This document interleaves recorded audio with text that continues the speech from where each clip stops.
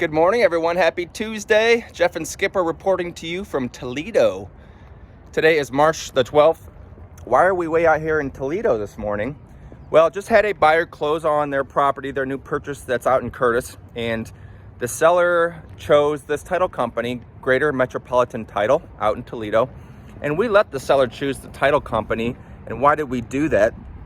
Well, in a negotiation, when you are buying or selling a home, there are certain things that you can negotiate that are monetary and certain that are non-monetary. Obviously, the monetary items are big because that affects how much money you will save or have to spend on a home. There's inclusions, seller paid closing costs. Maybe somebody's going to throw in something like a lawnmower or some furniture, and that's all monetary stuff. But there are monetary things that you can negotiate, and the title company choice is one of those items. So if you don't have a preference for a title company, if you don't have a relationship with someone that works at a title company and you don't have a preference, I recommend letting the seller or the buyer on the other side of the transaction choose that. And of course, I say that with a caveat that if they choose a title company, you want your realtor to go in and make sure they are a reputable title company, of course. But this is one non-monetary thing that you can give up in a transaction that might then cause one of the monetary negotiation points to swing your way.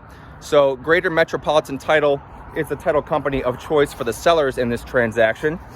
And my buyer did not have a preference. So of course, when they said what company this was, I did my due diligence and my vetting and made sure that this title company was reputable, which they were. So we let them have that part of the negotiation.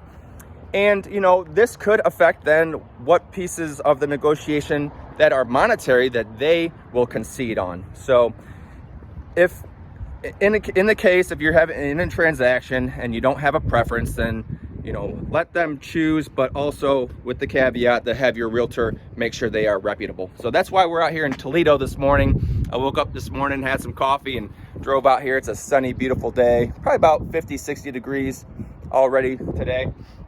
Skipper was nice enough to hang out in the truck while we got these documents signed. It only takes about 15 minutes to sign documents when you're closing, unless you're going to read through every single line item. But I already did the research.